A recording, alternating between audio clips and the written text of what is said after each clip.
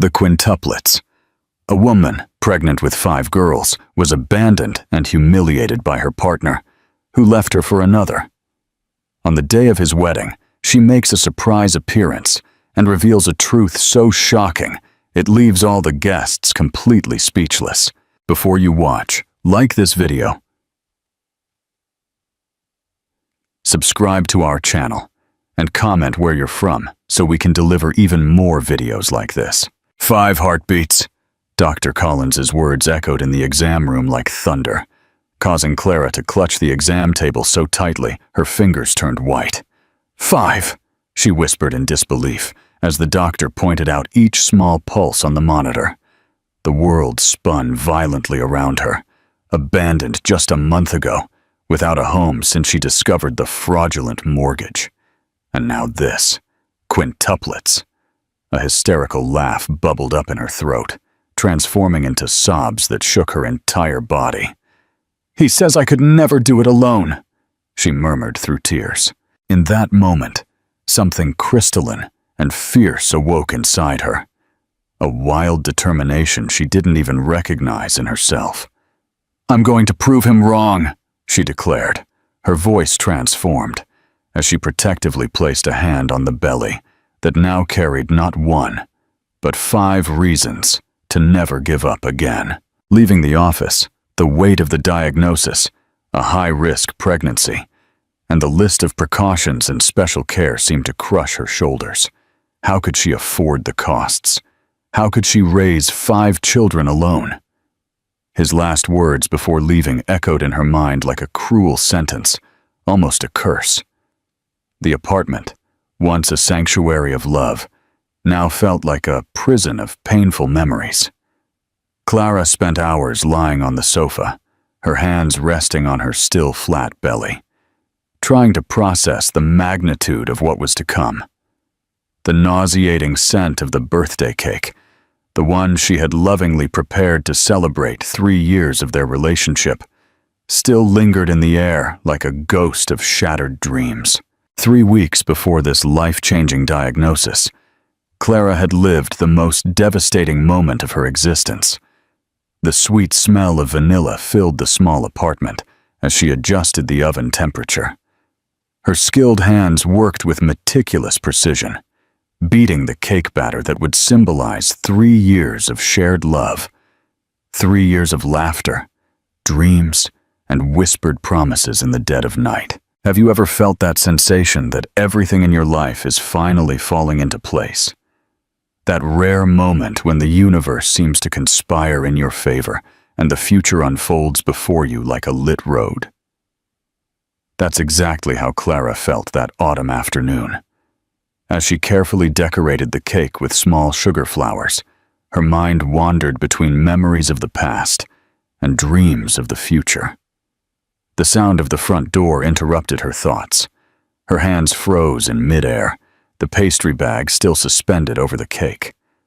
Something was wrong. It wasn't the usual sound of keys, nor the cheerful call that always announced his arrival. There was a heaviness in the air, an almost palpable density that made her heart race. "Clara." His voice was so different from normal, distant, almost cold. His eyes didn't meet hers, but stared at an indeterminate spot on the kitchen wall. The next few hours blurred into a haze of words that cut like blades. "I can't do this anymore. I met someone else. I don't feel the same way." Each phrase pierced deeper than the last, crumbling the sandcastle she had so carefully built. "How long?" she managed to ask, her voice almost unrecognizable even to herself. 6 months, he replied, and that number echoed in her mind like a funeral bell. 6 months. While she was planning surprises and believing in vows of eternal love, he was building a parallel life, an alternate universe where she didn't exist. The clock on the wall seemed to move in slow motion as he gathered his belongings. 3 years of shared life reduced to 2 suitcases and a cardboard box. When the door closed, the silence that filled the apartment was deafening. Clara remained motionless, sitting on the cold kitchen floor. The now nauseating scent of the cake still permeated the air. On the table, an envelope with a few bills, the physical definition of what she was worth to him. The small blue wrapper remained in the drawer, hiding the positive pregnancy test she didn't even have a chance to show. Now, back in the present in the doctor's office, the shock of the quintuplets still reverberating through her body, Clara felt something awaken inside her as she stared at the monitor. It was as if a stubborn spark refused to go out. Baking. That's what she had always been good at, ever since she was a child with her grandmother. The cakes that enchanted family and friends, the techniques she had perfected over the years, the family recipes carefully guarded in a worn notebook. It was as if a door had opened in her mind. Why not? What did she have to lose? If the world wanted to knock her down, she would respond by getting up even stronger. The next day, with her hair in an unpretentious bun and dark circles under her eyes that told the story of sleepless nights, Clara walked into Mr. Gomez's small bakery, 3 blocks down from her apartment. "I need a job," she said simply, handing the gray-haired man a small package. Inside were 6 meticulously decorated cupcakes. Mr. Gomez looked at the sweets with a critical eye, then tried one. His face transformed instantly, the wrinkles around his eyes deepening into a genuine smile. "Girl, this is extraordinary." He seemed to be searching for the right word. That's how it began. A small corner in Mr. Gomez's bakery, a few basic ingredients, and Clara's talented hands. The first month was one of trial and error, of constant doubts and small victories. Customers started to notice, started to ask for the new woman's cake, started placing specific orders.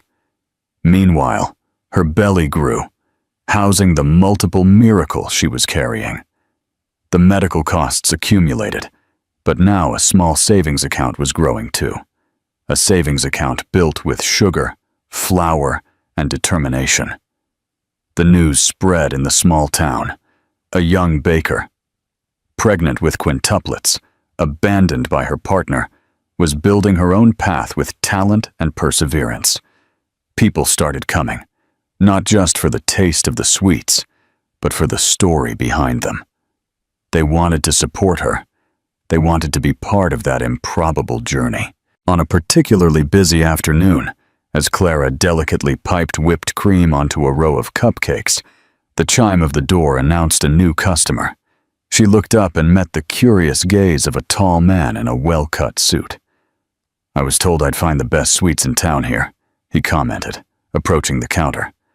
Clara smiled politely, offering a small tasting. The man, whom she would later discover was Richard Mendez, the owner of a growing hotel chain, savored the sweet slowly, closing his eyes to appreciate every nuance of flavor. "Impressive," he murmured. "Simply impressive." The next week, Richard returned with a proposal. He needed an exclusive pastry chef for the restaurant in his newest hotel, someone who could create unique desserts that would become the establishment's signature. "Why me?" Clara asked, genuinely confused by the interest of the successful businessman. "Because you put something in your sweets that can't be found anywhere else," he replied simply. "You put your soul into them." The offer was tempting. A fixed salary, a professional environment, and the possibility of growth. But there were complications. Her pregnancy was advancing. Doctors recommended rest. And soon there would be 5 newborns demanding full attention. "I can't offer exclusive dedication right now," she explained, her hands unconsciously protective of her prominent belly. Richard's gaze fell on the gesture, understanding softening his features. "I'm aware of your situation," he admitted, "and my proposal takes that into account. We can adapt schedules, create a suitable space. The important thing is having you and your talent." That was the first moment Clara felt that maybe, just maybe, things could work out, that there was a possible path, even in the face of the seemingly impossible. Do you think Clara can truly succeed on her own, or will she need Richard's help? The Sweet Empire. Autumn gave way to winter, and winter to spring. Clara's belly grew along with her reputation as a pastry chef. The sweets at Richard's hotel became famous in the region, attracting specific customers to try her exclusive creations. She developed her own decoration technique, mixing traditional methods with contemporary touches, creating pieces that were as beautiful to look at as they were delicious to eat. And then, in a whirlwind of events, the quintuplets came into the world. 5 perfectly healthy girls, defying all statistics and pessimistic predictions. 5 little warriors who, like their mother, seemed determined to prove that the impossible was just a matter of perspective. The first few months were a test of physical and emotional endurance. Sleepless nights, constant worries, and complex logistics to care for 5 babies simultaneously. But Clara was no longer alone. Mr. Gomez had become a kind of surrogate grandfather to the girls. Richard offered financial and emotional support, visiting regularly with gifts and words of encouragement. The community had mobilized, creating a support network that sustained Clara in the most difficult moments. When the quintuplets turned 6 months old, Richard showed up with a different proposal. He wanted Clara to have her own space, her own pastry shop. He would be the investor. She would be the creative mind and administrator. "You proved him wrong," Richard commented as he explained the details of the business plan. "He said you could never do it alone. But look around. You didn't just succeed, you flourished." The comment touched a still open wound. Clara rarely talked about her ex-partner, the abandonment, or the pain. She had channeled all that energy into her daughters and her art. But occasionally, in the silent moments between one task and another, the memory would return. The doubt would whisper. What would he think if he saw her now? The truth was, he had never tried to find out. He had never sought to discover if the pregnancy had resulted in healthy births. He had never shown the slightest interest in the fate of Clara or the daughters who carried his DNA. It was as if that part of his life had been completely erased, replaced by new characters, new scenarios. Clara accepted Richard's proposal. The small space on the main street began to take shape, transforming into a cozy and elegant pastry shop. The pastel-colored walls, the carefully lit display cases, and the irresistible aroma that escaped through the door whenever a customer entered or left. Everything reflected the personality of its owner. Sweet Dreams opened its doors on a sunny spring morning when the quintuplets were 1 year old. The 5 girls, dressed in coordinated shades, were the main attraction. Charming customers with identical smiles and already distinct personalities. That night, after the successful inauguration, Clara settled her daughters in their cribs and sat on the balcony of her new, larger, more comfortable apartment located above the pastry shop. Looking at the stars, she allowed herself a rare moment of reflection on the journey she had taken. A year ago, she was heartbroken, facing an uncertain future with 5 lives depending solely on her. Now, she was the owner of a promising business, the mother of 5 healthy girls, surrounded by people who genuinely cared. "You did it," she told herself. "You really did it." And that small voice of doubt, the one that used to echo his words, "You'll never make it alone," finally fell silent. What Clara didn't know, as she savored this personal victory, was that fate still had a final encounter with the past reserved for her. An encounter that would prove, once and for all, that sometimes the best revenge isn't retaliation, but simply living well and happily. After all, what better answer to a broken promise than the building of entirely new dreams? The final revelation, the aroma of caramelized sugar and fresh vanilla, filled the small, Sweet Dreams pastry shop as the golden light of dawn filtered through the large windows. Clara adjusted the temperature of the main oven, her body moving with the familiarity of someone who knew every inch of that space. On the walls, framed with elegant simplicity, 5 identical photographs showed the same smile multiplied by 5. Her girls, now 18 months old, were captured in a moment of pure joy. Have you ever stopped to think about how life's greatest challenges can turn into your greatest blessings? How what seems to be the end of a road may in fact be just the redirection to a much more rewarding one. Sweet Dreams was celebrating 6 months of existence and was already a landmark in the city. What began as a small corner in Mr. Gomez's bakery was now its own establishment, with a loyal clientele and a waiting list for special orders. The traditional family recipes gained contemporary touches in Clara's talented hands, creating a unique signature that people traveled for miles to experience. "Mommy, look!" The childish voice came from the small space at the back of the pastry shop, specially adapted for the quintuplets. Maria, the most expressive of the 5, proudly pointed to a colorful drawing where 5 small stick figures held what appeared to be cakes. Clara smiled, crouching down to her daughter's height. "It's beautiful, my love. Is that you all helping Mommy in the bakery?" Maria nodded energetically, her blonde curls bouncing. "When we get big, we're going to make cakes just like you." The simplicity of that phrase brought tears to Clara's eyes. Amid the daily chaos of running a growing business and raising 5 children simultaneously, it was these small moments that reaffirmed her choice. The choice to move forward, to build something new, to turn pain into fuel for bigger dreams. The chime of the front door announced the arrival of the day's first customer.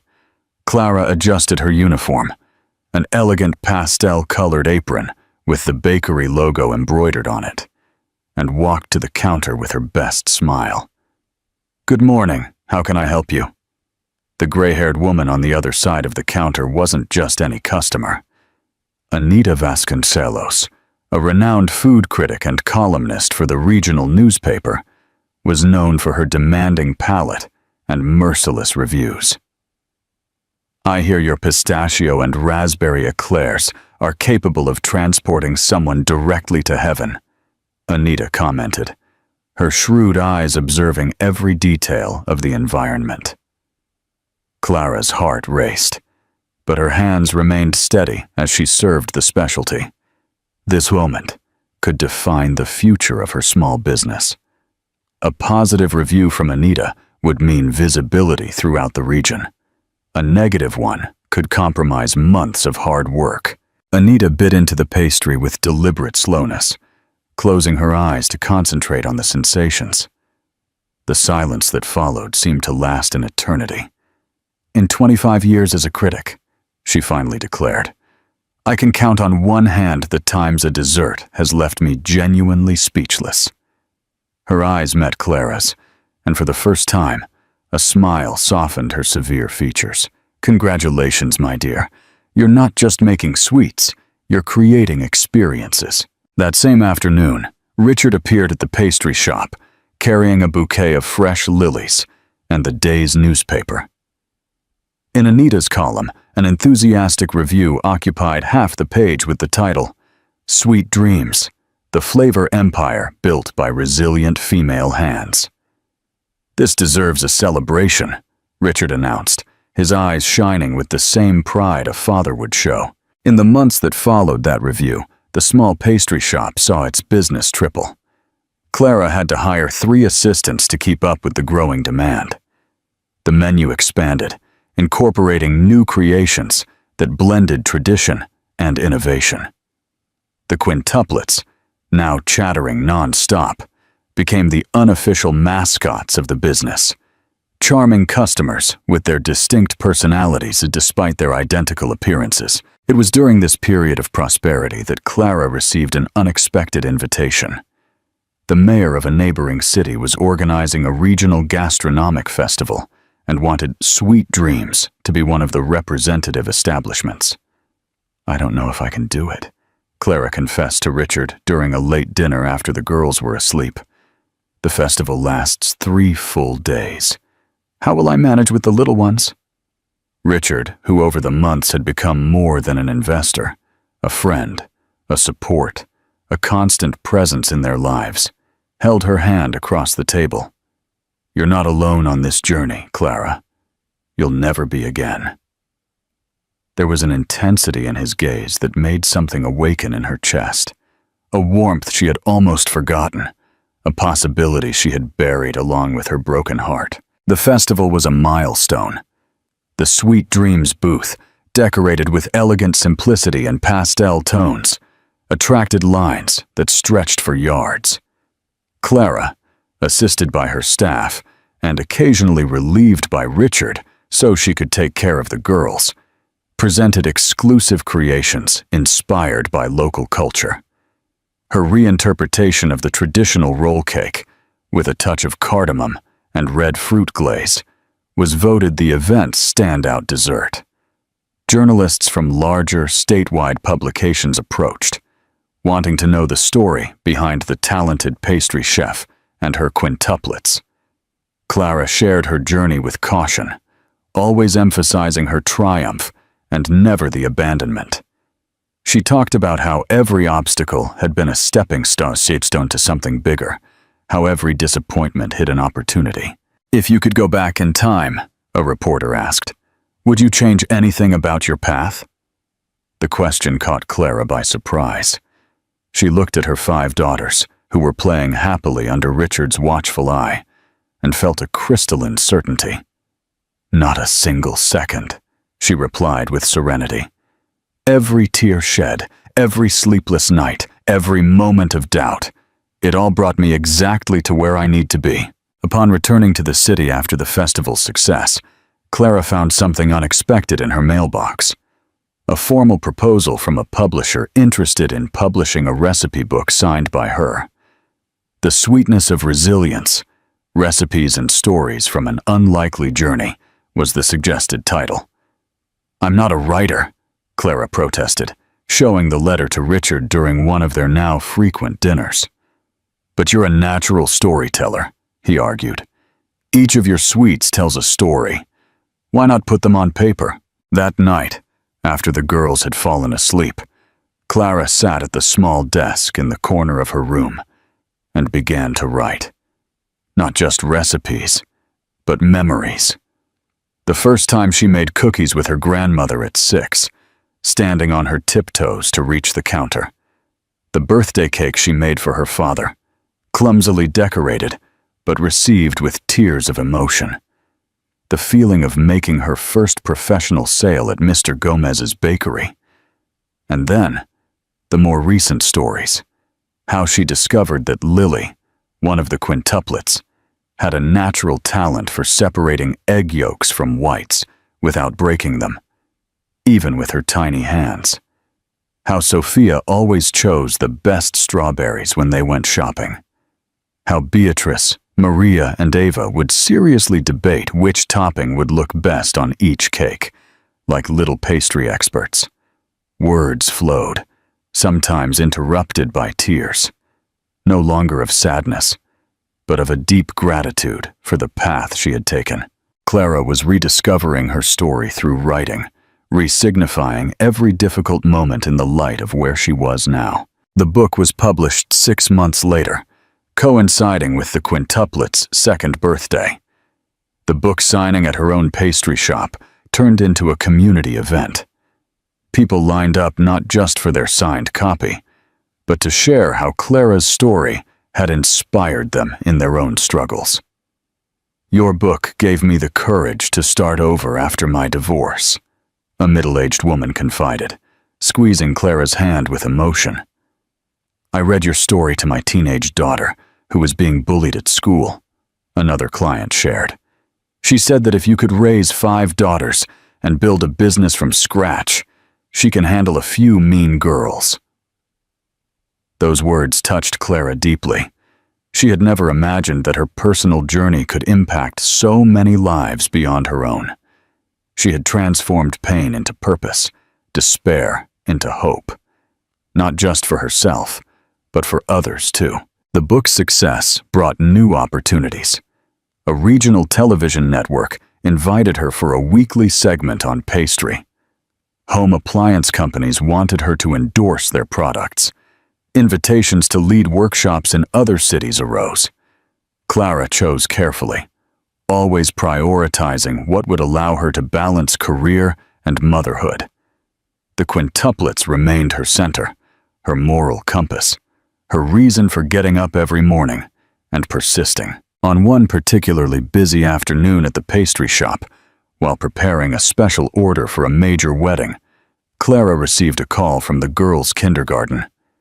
Beatrice had fallen during recess and needed to be taken to the emergency room to check for a fractured wrist. Without hesitation, Clara dropped everything and rushed to the school. At the hospital, while waiting for the X-ray results, she hugged a tearful Beatrice, and the other 4 girls sat quietly under the vigilant eye of the teacher who had accompanied them. Clara felt the weight of the unique responsibility she carried. It was in that moment that Richard appeared, out of breath from running from the parking lot, carrying 5 small, identical teddy bears. "I came as soon as I got your message," he explained, handing a bear to each girl and saving a special one with a bandaged paw for Beatrice. The little girl's eyes lit up with delight, momentarily forgetting the pain. "Look, Mommy, he's hurt just like me." Clara looked at Richard, at the thoughtfulness of that gesture, at the way he genuinely cared, and something solidified in her heart, something that had been silently growing, like cake batter slowly expanding in the warmth of the oven. Later that night, with the girls finally asleep, Beatrice, with her slightly sprained wrist properly bandaged and her injured teddy bear held tightly, Clara and Richard sat on the apartment balcony above the pastry shop. "Thank you for today," she said simply, the words seeming insufficient to express the depth of her gratitude. Richard looked at her for a long moment, as if gathering his courage. "Clara, I need to tell you something I've been holding on to for a while." She felt her heart race, a mix of anticipation and fear taking hold of her chest. "Over the past 2 years, I've watched you turn a devastating situation into something extraordinary. I've watched you build a business from nothing, raise 5 incredible girls, and inspire an entire community." He paused, searching for the right words, and in the process, without realizing it, you rebuilt something I thought was permanently broken. My ability to love again. The world seemed to hang in suspense as those words hovered between them. Clara felt silent tears slide down her cheeks, not tears of sadness or fear, but of recognition, of possibility, of a future she had not allowed herself to imagine. "I'm not asking for an answer now," Richard continued softly. "I just wanted you to know that if you're ready to open your heart again, I'll be here. I've been here this whole time." That night, lying in her bed, Clara reflected on how life operates in unexpected cycles. How what seems to be the end can, in fact, be just the prelude to something much grander. How sometimes everything has to fall apart for you to rebuild on a more solid foundation. What she still didn't know was that fate had one more twist in store. One that would close the cycle in an unexpected and definitive way. But that story was yet to come, patiently waiting for its moment to reveal itself. For now, there were 5 small breaths in the room next door, a thriving pastry shop below, a book with her name on the cover, and the possibility of a new love blossoming on her horizon. Sometimes, life offers second chances. Sometimes, those chances come disguised as catastrophes. And sometimes, we only realize the true value of those opportunities when we look back and see the path we've traveled, with all its unexpected turns and seemingly senseless detours. After all, the most memorable cakes are not necessarily the ones that follow the recipe to the letter, but the ones that incorporate spontaneous adjustments and unexpected ingredients. Clara was learning that the same is true for life. The pink petals of the cherry trees danced in the air like tiny parachutes, covering the municipal park lawn with a delicate carpet. Clara watched her 5 daughters, now 3 years old, running among the flowering trees, their blonde hair shining in the spring sun. The synchronized laughter of the girls filled the space like the purest of melodies. Have you ever experienced that unique feeling of looking at your life and almost not recognizing it? Not because it's unrecognizable, but because it has become more beautiful than you ever dared to dream? Clara was living that moment as her fingers discreetly intertwined with Richard's, sitting beside her on the park bench. "They're tireless," he commented, genuine admiration in his voice. 5 little hurricanes.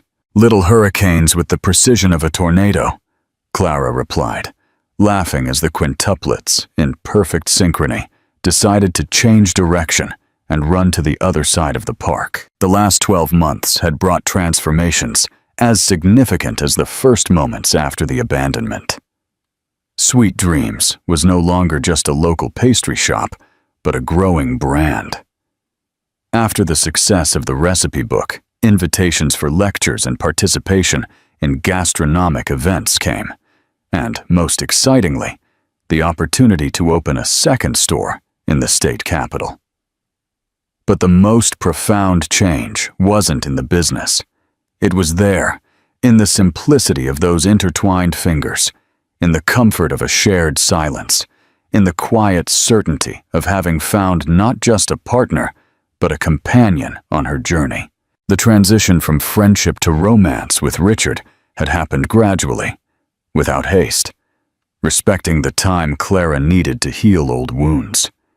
It began with dinners after the pastry shop closed, evolved into weekend outings with the girls, and culminated, 3 months ago, with a hesitant kiss under the Christmas lights that decorated the town square. "What are you thinking about?" Richard asked, noticing her contemplative look.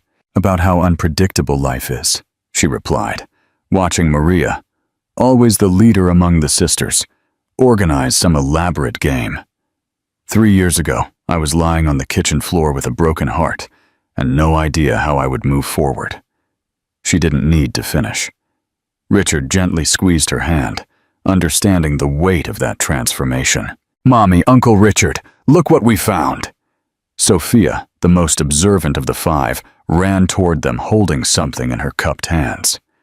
When she opened her hands, she revealed a small butterfly with vibrant blue wings resting calmly on her palm. "She's hurt," Sophia explained, her little face twisted in genuine concern. "We need to take care of her." The other 4 girls approached, forming a protective semicircle around their sister and the wounded butterfly.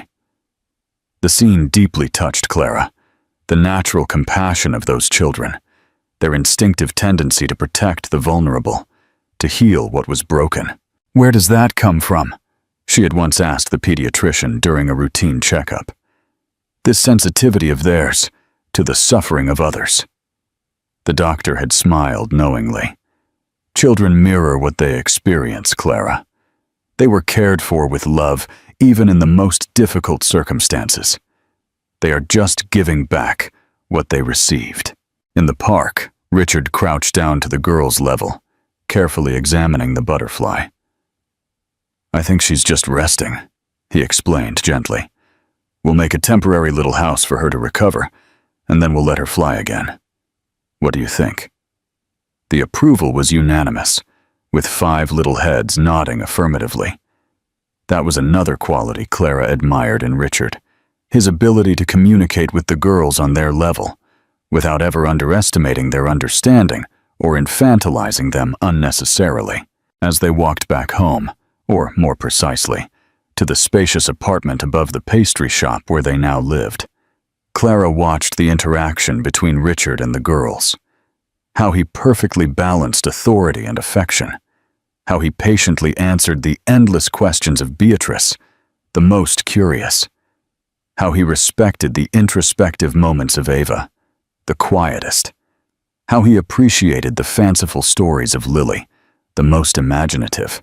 That night, after a lively dinner and the elaborate ritual of getting 5 girls ready for bed, baths, toothbrushing, bedtime stories, a different one for each, according to their personalities, goodnight kisses, and final checks for non-existent monsters under the beds. Clara found Richard in the kitchen, preparing tea for the 2 of them. "Something special happened today," he commented casually. But there was a note in his voice that immediately captured Clara's attention. "What was it?" Richard poured the tea into 2 cups, taking his time. "I got a call from an old contact in the hotel industry, Laurent Dupont. Know him?" Clara shook her head no. "He's one of the biggest names in contemporary French gastronomy. He has a chain of boutique hotels with Michelin-starred restaurants in several European cities." Clara's curiosity grew. And what did he want? "He's expanding into Latin America. He opened a hotel in Rio 6 months ago and is now looking for partners for the pastry sector." Richard paused meaningfully. "He read your book, Clara, and wants Sweet Dreams to be the exclusive dessert provider for the hotel restaurant." The information hit Clara like a wave. A partnership of that caliber would mean international visibility, completely new creative challenges, and expansive possibilities for her brand. She searched for the right word, extraordinary. "There's more," Richard continued, a cryptic expression on his face. "Laurent doesn't just want your sweets. He wants you. Your name, your story, your presence. He has proposed an exchange program, 3 months in Paris, learning advanced French pastry techniques, followed by the development of an exclusive line of desserts that blends European techniques with Brazilian flavors." Paris. The word came out as an incredulous whisper. 3 months in Paris. Clara's mind immediately raced in multiple directions. The professional opportunity was undeniably tempting. Paris, the epicenter of world pastry. Learning directly from masters of the craft, a global platform for her art. But then other thoughts arose. 3 months away from the girls was unthinkable. They had never spent more than a few hours apart from her. How would she manage the pastry shop from a distance? And her still recent relationship with Richard? As if reading her thoughts, Richard spoke up. "Before you start listing all the obstacles, Laurent was very clear. The invitation includes accommodations for you and the girls. And," he hesitated briefly, "for me, if we want." Clara looked at him, surprised. "You would drop everything for 3 months to accompany us to Paris?" Richard's smile was calm, confident. "Clara, I would drop everything permanently if I needed to be with you all. 3 months in Paris? I can manage my business remotely, make a few short trips if necessary. It's no sacrifice at all." There was something in Richard's serene determination that made Clara's heart expand. How different this mature love, built on a solid foundation of respect and mutual admiration, was from that first relationship that ended so painfully. "I need to think," she said finally. "Talk to the girls, consider all the implications." "Of course," Richard agreed without hesitation. "Laurent doesn't expect an immediate answer. We have time." In the days that followed, Clara wavered between enthusiasm and apprehension. She consulted her team at the pastry shop, who unanimously encouraged her.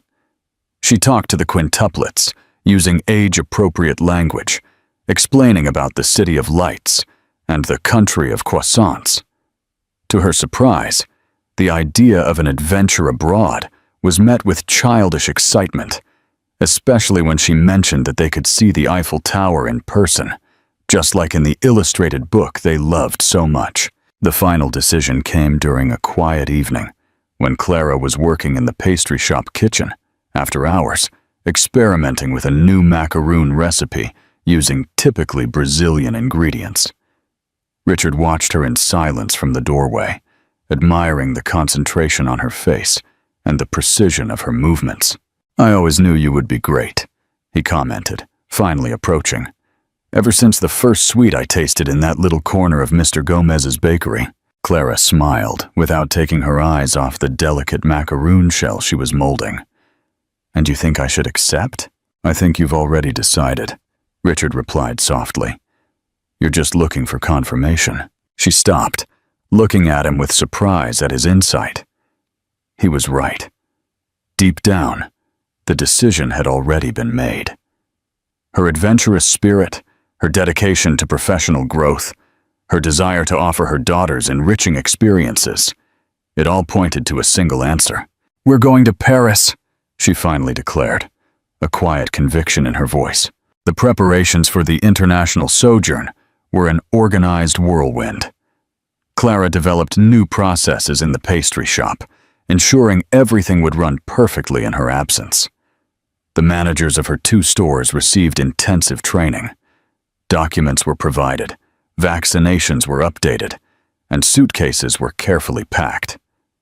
The farewell from Mr. Gomez, now with fragile health but an unwavering spirit, was especially emotional. The elderly baker, who had first believed in her talent when she herself doubted, held her hands firmly. "I'm proud of you, girl," he said, tears shining in his tired eyes. "You'll conquer Paris, just like you conquered our city." The trip went surprisingly well, considering it was the quintuplets' first experience on a plane. The 5 girls, equipped with identical backpacks but in different colors, the system Clara had developed to individualize without creating rivalries, alternated between absolute excitement and exhausted naps during the long flight. The arrival in Paris was like stepping into a dream. Laurent Dupont personally greeted them at the airport, demonstrating a genuinely French charm by greeting each of the quintuplets by name, something that impressed Clara. He had clearly done his research. The apartment provided for them exceeded all expectations. Spacious, elegant, just a 10-minute walk from the hotel where Clara would work, and next to a charming park and an international school that accepted the quintuplets for a temporary program. The first few days were for adapting to the time zone and the language. Fortunately, Richard spoke fluent French. To the customs and the new flavors. The girls, with the natural adaptability of childhood, quickly became enchanted with their new temporary reality. They were fascinated by the simplest details, the carousels in the parks, the little boats on the Seine, the street musicians, and the different way French children dressed.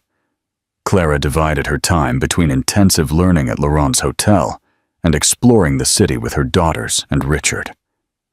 In the mornings, she immersed herself in the world of refined French pastry techniques, absorbing knowledge she would never have had access to in Brazil.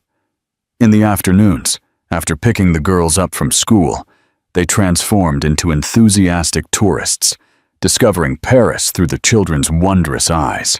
In the evenings, after putting the quintuplets to bed, Clara and Richard would share a glass of wine on the apartment balcony, overlooking the Parisian rooftops, discussing the day, making plans, and deepening the connection that was growing between them. It was during one of those nights, about a month after their arrival, that Richard surprised Clara with a small velvet box. "It's not what you're thinking," he said, seeing her eyes widen. "Or maybe it's partially."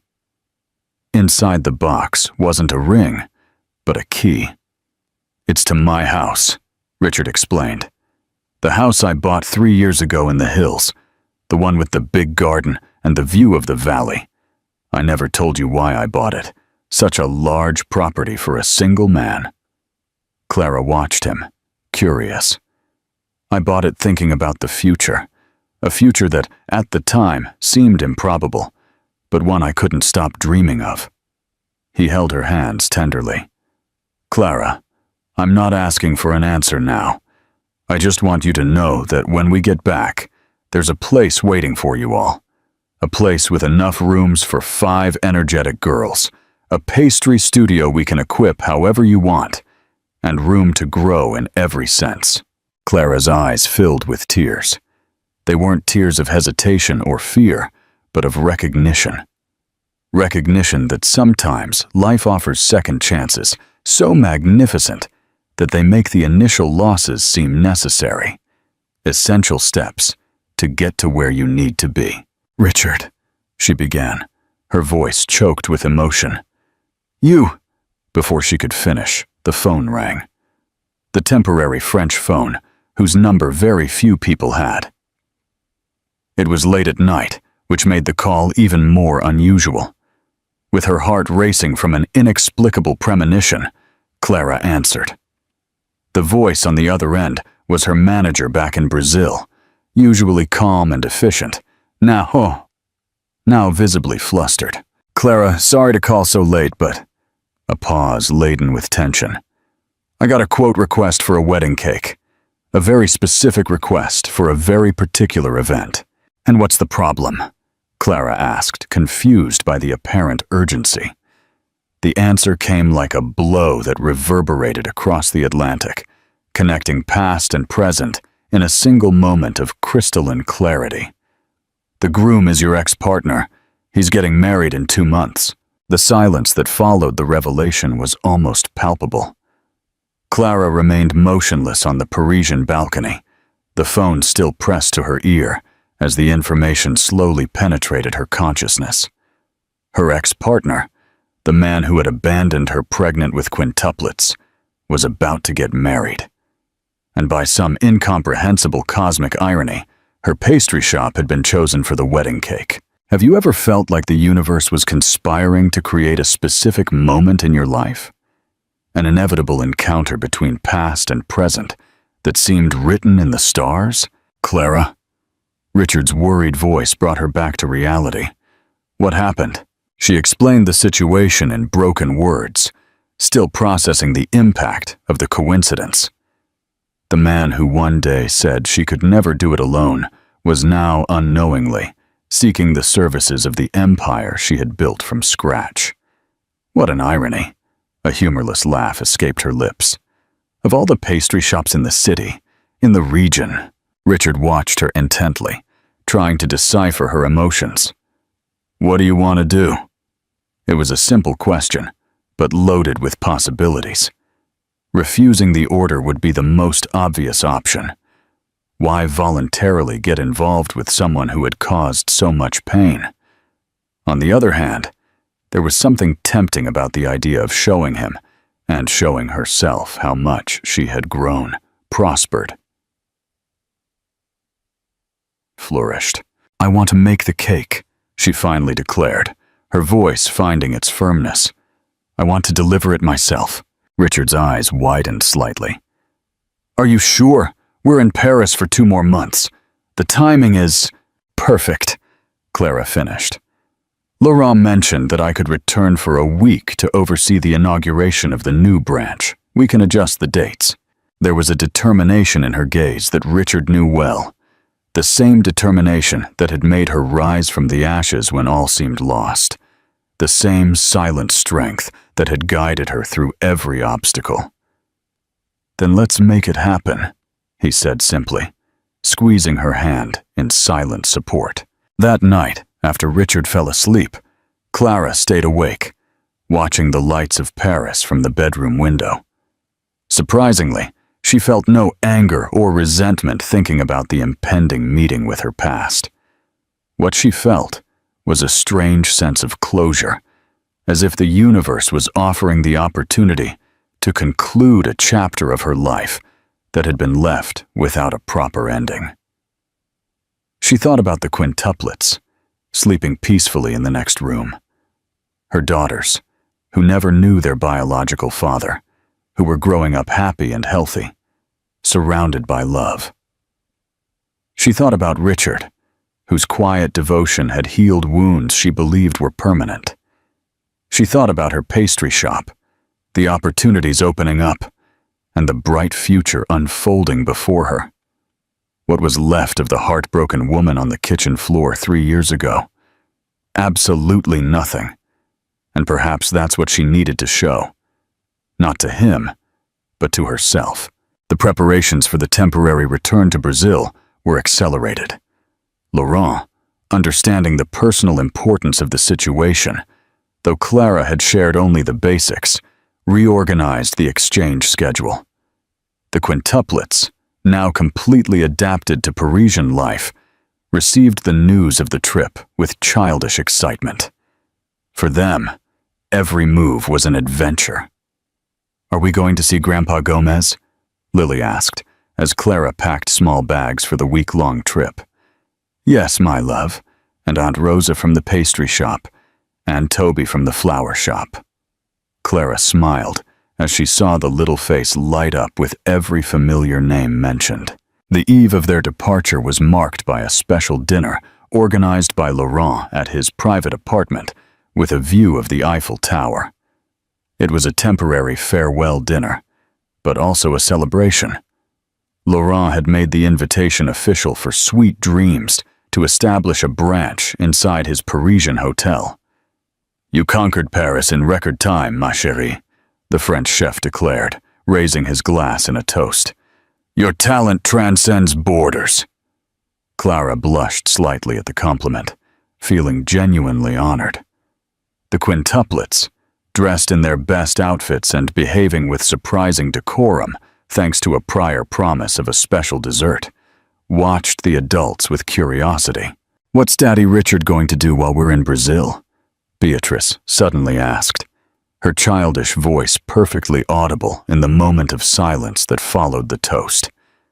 The innocent question momentarily froze everyone. It was the first time any of the girls had referred to Richard as Daddy, a title he had never requested or suggested, carefully respecting the boundaries and time needed to build that relationship. Richard's eyes filled with contained tears, his emotion palpable. Clara felt her own heart swell with a wave of love so intense it almost hurt. "Daddy Richard will stay here, finalizing some business," she replied softly, her eyes meeting his across the table, a silent conversation passing between them. "But he'll meet us in Brazil in a few days." Later, when they were alone getting ready for bed, Richard brought up the subject. "I didn't ask them to call me that," he said, almost defensively. "I would never suggest replacing." Clara silenced him with a soft kiss. "I know. They chose.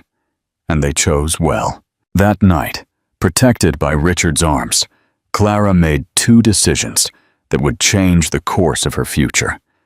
She would accept the key he had offered, not just as access to a house, but as entry into a new shared life. And she would confront her past, not with bitterness or a thirst for revenge, but with the serenity of someone who had already found her peace. The flight back to Brazil was smooth, with the quintuplets entertained by a collection of French books Laurent had insisted on giving them. Clara used the time to finalize the designs for the wedding cake, a creation that would be her technical masterpiece, the culmination of everything she had learned in recent years, and especially in recent weeks in Paris. It wouldn't just be a cake, it would be a declaration, not of resentment, but of triumph. Each layer, each detail, each nuance of flavor would tell the story of a woman who turned abandonment into strength, despair into determination, and tears into something sweet. The arrival in Brazil was met with a warm reception at the main pastry shop. Clara's team had grown significantly. There were now 2 stores in full operation, with a third in the final stages of preparation and the prospect of the Parisian branch on the horizon. From a borrowed corner in Mr. Gomez's bakery to a small, sweet empire, the journey was almost unbelievable. "The couple doesn't know you came back especially to prepare the cake," informed Rose, the head manager, as she updated Clara on the details of the order. The bride, daughter of the businessman Tavares, has been visiting the pastry shop regularly to discuss details, but always with the event assistant. He never came in person. "That's better." Clara replied, examining the detailed notes. "I want it to be a surprise." The days that followed were filled with intense and focused work. Clara practically moved into the pastry shop kitchen, creating each element of the elaborate 5-tier cake with meticulous precision. The quintuplets alternated between spending time with Mr. Gomez, who was radiant to see his princesses again, and watching fascinated by their mother's creative process. "Why is this cake so special, Mommy?"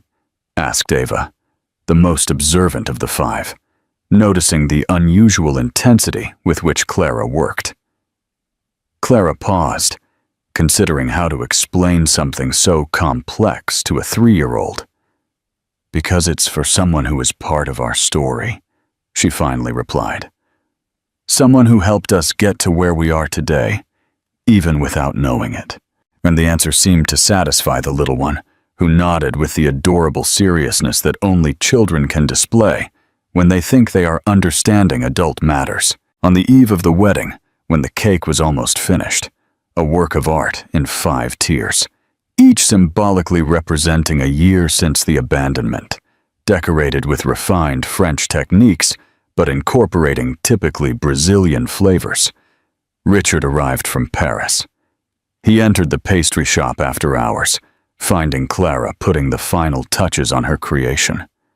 The quintuplets were already asleep in the apartment above, exhausted after a day of play. "It's magnificent," Richard commented, looking at the cake with genuine admiration. "Worthy of a museum." Clara smiled, stepping back slightly to assess her work with a critical eye. "It had to be perfect. May I ask why?" Richard's voice was soft, non-judgmental. "Why is it so important to impress him?" "I'm not trying to impress him," Clara replied after a moment of reflection. "I'm honoring my own journey. Each layer of this cake represents a year of growth, of overcoming. The solid, broad base is the year when everything fell apart, and I had to rebuild from scratch. The second tier represents the birth of the girls and the opening of the first pastry shop. The third symbolizes the expansion, the recipe book, the public recognition.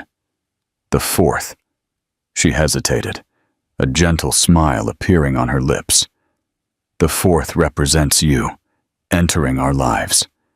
And the top, the 5th tier, represents Paris, the international expansion, and the future that opens up before us." Richard approached, hugging her from behind, his chin resting softly on her shoulder as they both admired the creation. "And tomorrow, you'll personally deliver this story to him." "Yes," Clara confirmed. "Not as an accusation or a confrontation, but as a silent thank you. His abandonment was the catalyst that forced me to discover a strength I didn't even know I possessed." The next morning, the cake was carefully transported to the luxurious hotel where the ceremony would take place. The quintuplets, dressed in elegant, coordinated pastel dresses, the colors of the pastry shop, accompanied Clara along with Richard, impeccable in his well-cut suit. The event team led them to an adjacent room to the main hall, where the cake would be kept refrigerated until the opportune moment. Clara had insisted on personally making the final adjustments and on-site assembly, ensuring absolute perfection. As she worked on the last details, she could hear the growing murmur of guests arriving, the soft music that announced the beginning of the ceremony, and eventually, the applause that indicated the conclusion of the vows. "It's time," the event coordinator announced, entering the room. "Can we take the cake now?"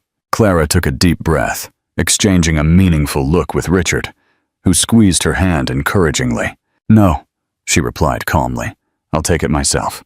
And so, with a heart that was strangely serene, Clara prepared to close the last chapter of her past and open the doors to a future she, 3 years ago, would never have dared to imagine. The ballroom was resplendent under the glow of hundreds of golden lights, strategically positioned to create a fairy tale atmosphere. Elaborate floral arrangements in shades of white and champagne adorned each table, while satin ribbons danced gently in the occasional breeze from the ventilation systems.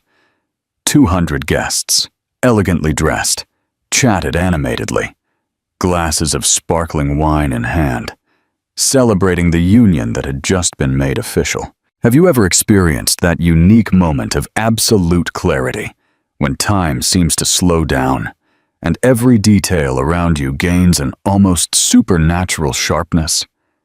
That's exactly what Clara experienced as she waited, her heart strangely calm, for the event coordinator's signal to enter the hall. "Remember what we agreed on?" she whispered to the quintuplets, crouching down to their height. 5 identical pairs of eyes stared back with the adorable seriousness that only 3-year-olds can display when they are given an important mission. "Walk in quietly and stay close to Uncle Richard," Maria replied, always the natural spokesperson for the group.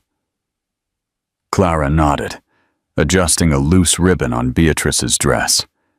The 5 girls were stunning in their coordinated pastel dresses, each wearing the color that had become their trademark since they were babies. The system Clara had developed to individualize without creating rivalries. Richard, standing a few steps behind with his characteristic confident posture, offered an encouraging smile. "We're ready when you are," the event coordinator reappeared, slightly out of breath. "It's the perfect moment. The bride and groom have just greeted the last guest in line and are heading to the main table. The master of ceremonies will announce the cake's entrance in exactly 2 minutes." Clara took a deep breath, positioning herself behind the cart where her masterpiece rested. The 5-tier wedding cake told the story of her personal metamorphosis in sugar and flour. Each detail had been meticulously planned, each flavor carefully chosen to represent a facet of her journey. "And now, ladies and gentlemen," the amplified voice of the master of ceremonies echoed through the hall, "let us prepare to receive the work of art that will sweeten this celebration of love. An exclusive cake from the internationally acclaimed Sweet Dreams Bakery." The double doors opened, and Clara, with the serene dignity of someone who knows her own worth, pushed the cart into the hall. The quintuplets followed right behind, in perfectly aligned formation, their small hands holding individual miniatures of the main cake, an idea Clara had the night before, symbolizing how something large could be divided and still maintain its essence. The murmur of conversation gradually ceased, replaced by murmurs of admiration as the guests noticed the magnificence of the creation. 5 tiers of confectionery perfection, each layer visually telling a story through refined decoration techniques, from the solid, structured base to the delicate arrangement of crystallized sugar flowers on top, a perfect fusion of Brazilian and French techniques. Clara kept her eyes fixed on her path, guiding the cart with precision down the central aisle. It was only when she reached the designated space near the main table that she allowed herself to look up directly into the face of the man who, 3 years ago, had destroyed and inadvertently rebuilt her life. The recognition was instantaneous and devastating. She saw the exact moment the color left his face, how his eyes widened in incredulous shock, and how his hand instinctively sought support on the nearest table. Beside him, the bride, an elegant young woman in a French lace dress that had clearly cost a fortune, looked confused from her distraught new husband to the unknown pastry chef. "Are you all right, darling?" the bride asked, her voice revealing genuine concern. He didn't answer. He couldn't. His eyes were fixed not just on Clara, but on the 5 identical little figures, who were now positioned neatly next to the main cake, each one holding her miniature with obvious pride. "Mommy made the most beautiful cake in the world," Lily announced in her crystal-clear childish voice, the completely innocent comment echoing in the sudden silence that had taken over the hall. The bride, still confused, looked from the girls to Clara. You're the head pastry chef? Are they your daughters? Are they quintuplets? There was genuine admiration in her voice. It's extraordinary. I always follow sweet dreams on social media, but I never imagined the owner would come personally. Clara smiled gently. Some projects are too special to delegate, she replied simply. Her ex-partner remained paralyzed, as if he had seen a ghost. Or 5. And in a way, that was exactly it. The ghosts of the future he had abandoned now manifest in all their glory. Do you know each other? The bride now realized there was something more going on, her gaze alternating between her immobilized husband and the serenely confident pastry chef. It was Ava, always the most observant of the quintuplets, who innocently broke the deadlock. Pointing to the man in the impeccable suit, she asked aloud, "Mommy, is he the man from the old photo you kept in the special box?" The silence in the hall became palpable. Clara felt the weight of 200 gazes, but maintained her composure. Calmly, she adjusted one last sugar flower on the top of the cake before answering. "Yes, darling," she confirmed softly. "This is the man who, without knowing it, gave us the greatest gift of all, the chance to discover our own strength." The bride, whose initial indignation was now transforming into something more complex, took a step toward Clara. "You're—" her voice faltered momentarily. "He was?" "Yes," Clara confirmed, without rancor or accusation in her voice. 3 years ago. The transformation on the bride's face was extraordinary. Shock, then comprehension, followed by an indignation that flushed her cheeks under the perfect makeup. "You abandoned her when she was pregnant?" she asked her minutes-old husband, her voice trembling slightly. With quintuplets, he finally found his voice, although he could barely articulate more than a few incoherent sounds. "I didn't know. Quintuplets? I had no idea." "No, you didn't know," Clara agreed with serenity. "You left before I could tell you, and maybe it was better that way." Richard chose that moment to approach, positioning himself protectively beside Clara and the girls. His tall, confident presence, his impeccable suit, and the natural way the quintuplets snuggled around him told their own silent story. "Ladies and gentlemen," Clara announced, her clear voice reaching all corners of the hall, "I brought today not just a cake, but a message about transformation. Each tier of this creation represents a year of a journey that began in pain, but blossomed into immeasurable joy." Her eyes briefly met her ex-partner's before she continued. "This cake is my sincere gift to the newlyweds, not as a reminder of past mistakes, but as a celebration of how unexpected endings can lead to extraordinary new beginnings." The bride, whose initial indignation was now turning into something more complex, approached the cake, looking at it with new eyes. "It's truly magnificent," she commented softly.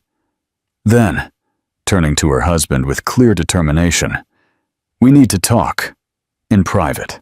As the couple walked away to a discreet corner of the hall, engaged in an intense conversation that involved the bride's animated gestures and his defensive posture, Clara began instructing the waiters on how to properly cut and serve the cake. It was then that she felt a light touch on her arm. Turning, she met the gaze of the bride's mother, an elegant woman with sharp eyes who seemed to be evaluating every detail of the situation. "My daughter always admired your work," the woman commented, her voice low enough to be a private conversation amid the chatter that was gradually returning to the hall. "Now I understand that she should admire not only your creations, but your integrity."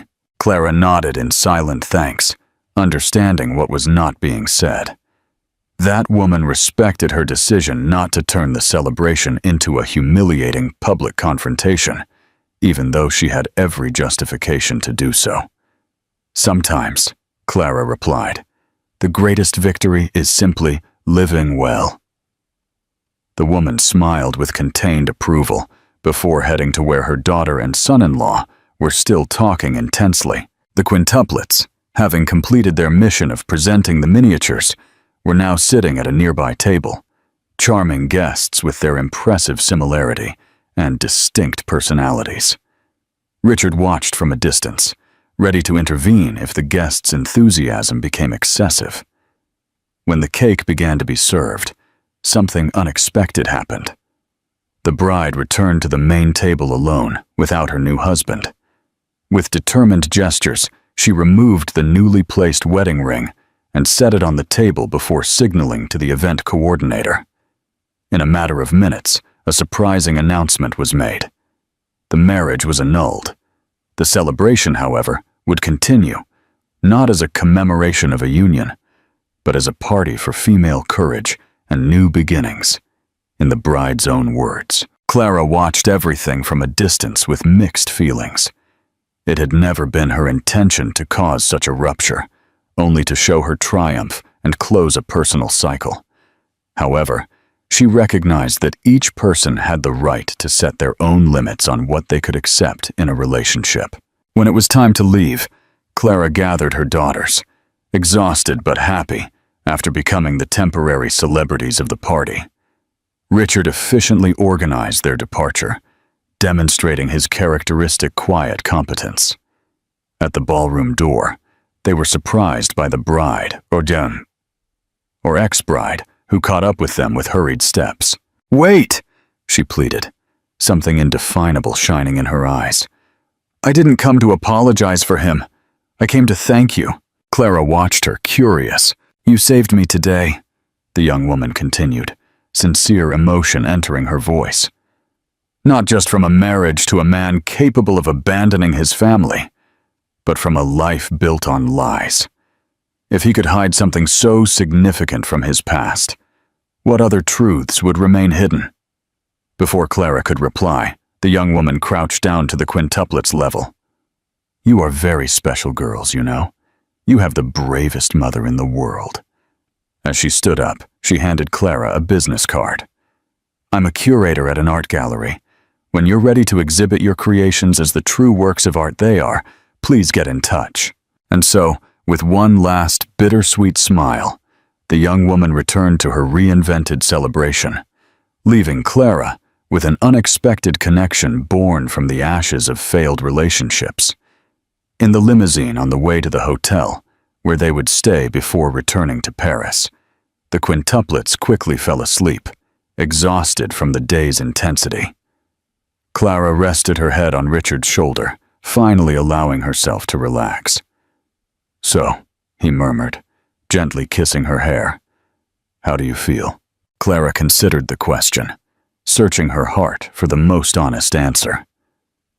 "Free," she finally replied, "as if the last thread holding me to the past has been cut. As if now I can fly without any weight pulling me down." Richard intertwined his fingers with hers, the simple gesture laden with silent promises. "And where will we fly now with our 5 little navigators?" Clara smiled, the image of the future forming clearly in her mind. Paris first, to conclude the exchange. Then, that house in the hills with the big garden and room to grow. An international branch of sweet dreams. And maybe, she hesitated briefly, a gentle blush coloring her cheeks. Maybe a small ceremony, just for us, and truly special people. Richard's smile lit up his entire face. Sounds like the perfect plan. As the limousine glided through the lit streets, Clara watched the sleeping profiles of her daughters. Of all the recipes she had ever created, this one was, without a doubt, the most extraordinary. The recipe for turning abandonment into strength, tears into determination, and a devastating ending into a glorious new beginning.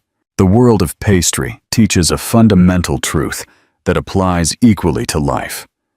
Sometimes, it's necessary to completely break the ingredients, eggs, nuts, barriers, hearts, to create something truly transcendent. The art lies in knowing how to recombine the fragments into something more beautiful and stronger than the original. 3 years ago, When her world collapsed in that kitchen, hearing the cruel words, "You'll never do it alone," Clara would never have imagined being where she was now.